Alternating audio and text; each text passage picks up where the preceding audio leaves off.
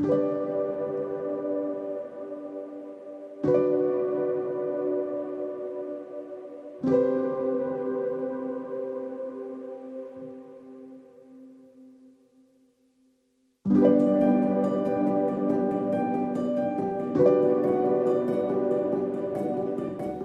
творец, человек, который что-то создает, мне кажется, к нему все это приходит от Создателя.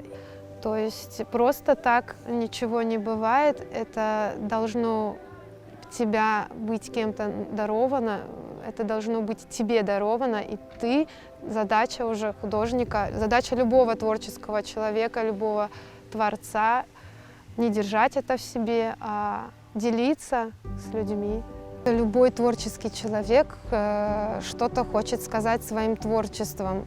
И я не делаю в этом какого-то открытия, я тоже хочу показать свое отношение к ситуации, к миру, открыть что-то новое, но думаю, к этому как бы специально стремиться не надо, если оно идет от души, оно само получится, это будет открытие.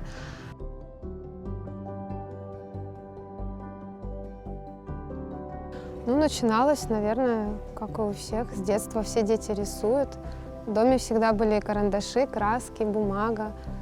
Ну, очень любила рисовать, даже просто шариковой ручкой на обычной бумаге. Вот. Ну и вот всегда были книги яркие, с иллюстрациями, а также были дома всегда репродукции известных художников. Ну, вот это все, я думаю, как бы повлияло. Еще в Узбекистане, учась в школе, у меня был хороший учитель рисования, который привил любовь к искусству. И было участие в выставках, в конкурсах детского рисунка. Помню, даже был международный конкурс, в котором я принимала участие. И это все подтолкнуло меня к тому, что я захотела заниматься этим в дальнейшем. Мы вернулись в Крым в 2001 году, и я решила поступать на факультет изобразительного и декоративно-прикладного искусства. У меня были хорошие учителя, я благодарна им, это для меня хорошая школа.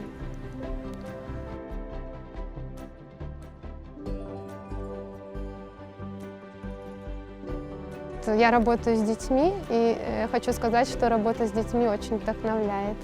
Потому что они непосредственные, они открыты, у них очень много идей, и это очень хороший стимул тоже работать дальше и создавать, творить что-то необычное.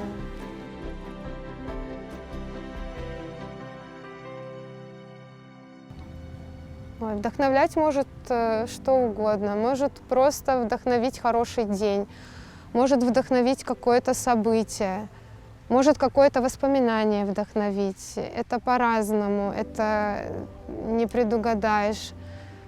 Можно даже просто беседа с каким-то человеком, которая наводит тебя на определенные мысли, и тогда получаются очень интересные работы. Конечно, может не нравиться, и это хорошо, что что-то не нравится, потому что так ты растешь. А если бы все нравилось, все было бы хорошо, ну, не было бы никакого роста и развития.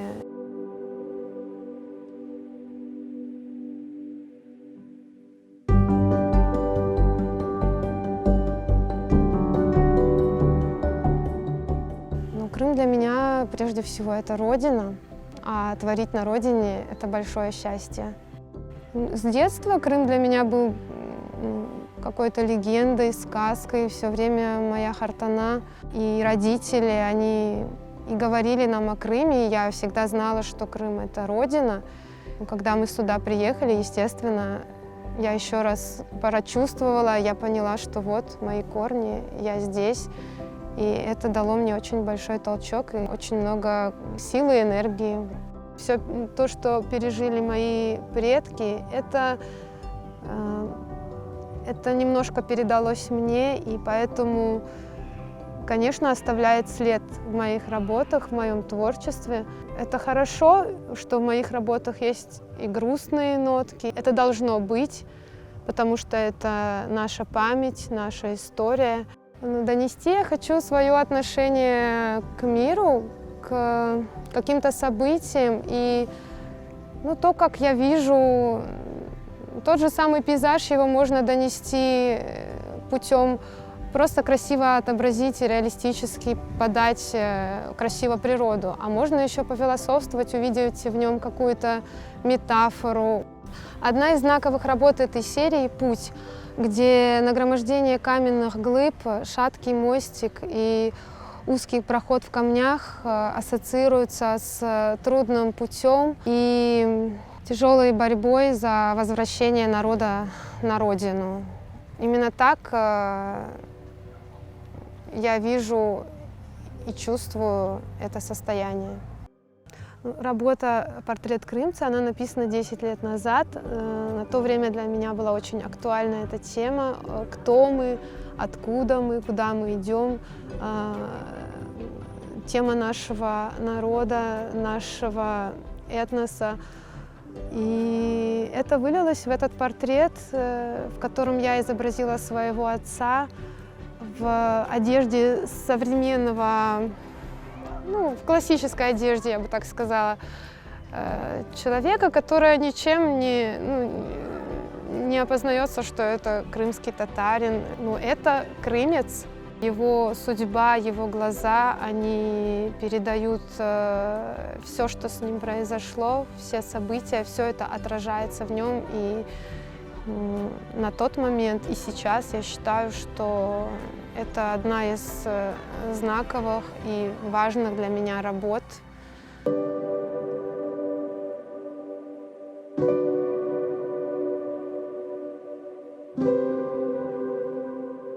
Я всегда интересовалась крымско-татарским искусством своего народа. И когда я пришла в студию Эльчебер и познакомилась с Рустемом Скибиным, меня очень заинтересовала техника майолики.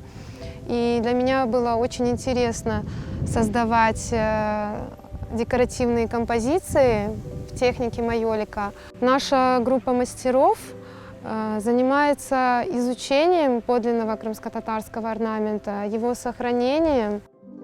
Когда ты рассматриваешь этот орнамент, и когда ты уже знаешь значение символов, это уже совсем по-другому чувствуется, ты совсем по-другому ощущаешь. А еще больше, и для меня, как для художника, важно, когда я уже, зная историю, зная язык орнамента, могу создавать что-то свое, что-то новое.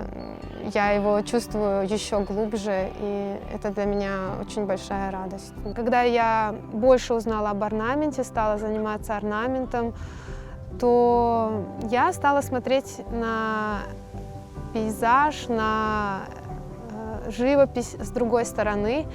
Это меня дополнило как художника, это обогащает. Получается, ведь пейзаж может быть не только реалистичным, а он может быть решен в декоративной технике, в декоративной манере. И довольно-таки очень интересные результаты получаются.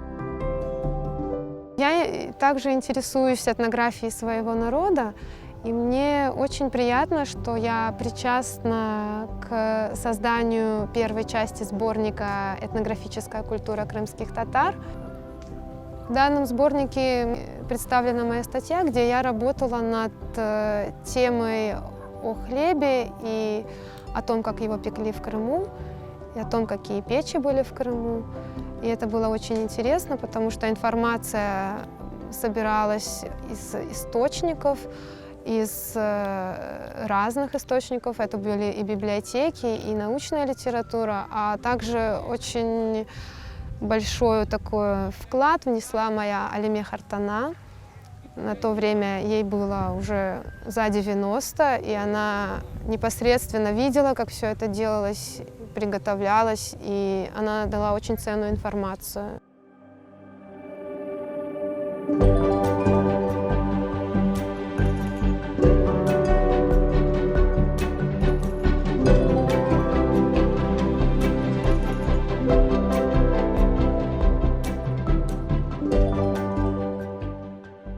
У нас очень богатая культура, и через свое творчество я бы хотела это донести не только вот в Крыму, а также, чтобы со временем это стало интересным и важным, и о нас узнали.